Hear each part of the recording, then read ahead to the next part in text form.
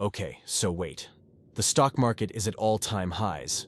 Bitcoin has reached $70,000, but household savings are at all-time lows, and credit card debt is at all-time highs.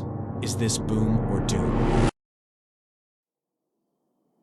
New data shows Americans are digging themselves deeper into credit card debt, which is now hitting an all-time high. For the first time ever, the total credit card debt across the U.S. has topped $1 trillion. That's a $154 billion spike from this time last year, and the largest increase in more than 2 decades. Meantime, you've got family dinners that are being slapped onto credit cards. Household credit card balances have increased by $50 billion in the last quarter alone. Mortgage balances rising by $112 billion. And auto loan balances rising by $12 billion. You've got delinquency rates on loans that haven't been this high since the Great Recession. Parents are eating into their retirement funds, trying to keep their adult children afloat. First, how did we get here? Why are so many Americans so deep into credit card debt?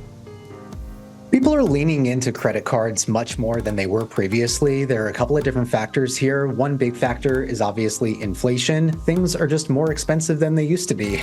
Cost of goods is up across the board. And so we're seeing a lot of Americans lean more into credit cards in order to make ends meet. Back in this country, Americans are struggling with the rising cost of everyday items, falling behind in some cases on expenses like car loans and credit cards. Tom Costello is now on the growing economic uncertainty and what you need to know about dealing with debt. Today, we're delving into the origins of this financial juggernaut and its evolution into a trillion-dollar industry that's left many drowning in debt. It all began innocently enough in the mid-20th century, a time of post-war prosperity and burgeoning consumerism. The concept of credit was nothing new, but the introduction of the credit card revolutionized the way we spend and borrow. In 1950, the Diners Club card emerged as the first charge card, offering a convenient way for affluent individuals to pay for dining and entertainment expenses without carrying cash. Little did we know, this innocuous piece of plastic would soon reshape the global economy. Fast forward to the 1960s and 70s, and the credit card industry exploded with the introduction of iconic cards like Visa, MasterCard, and American Express. With aggressive marketing campaigns and irresistible promises of instant gratification, credit cards became synonymous with freedom and prosperity.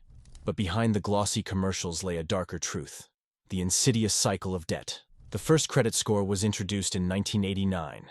Initially, the credit scoring system was designed as a tool for lenders to assess the creditworthiness of borrowers by analyzing an individual's financial history, including their payment history, debt levels, and length of credit history. Credit scores were intended to provide a standardized measure of risk for lenders. In theory, this system allowed for more efficient lending practices and expanded access to credit for those deemed creditworthy.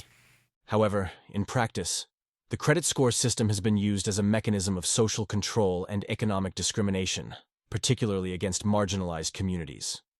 Historical injustices such as redlining, which systematically denied mortgage loans and other financial services to predominantly Black and minority neighborhoods, have had lasting effects on wealth accumulation and economic mobility.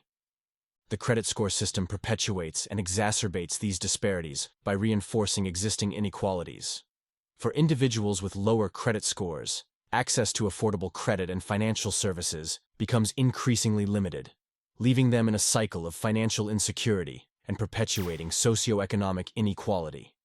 You have the mainstream banks and the credit unions, and then you have the finance companies, the payday lenders, the buy here, pay here auto dealers.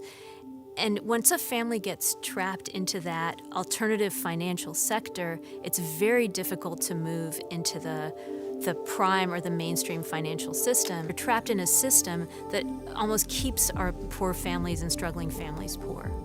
As the decades passed, the credit card industry evolved into a behemoth, fueled by a voracious appetite for profit and a disregard for the financial well-being of consumers. Interest rates soared, fees multiplied, and predatory lending practices became the norm. What started as a tool for convenience had morphed into a trap for the unwary, ensnaring millions in a web of debt from which escape seemed impossible.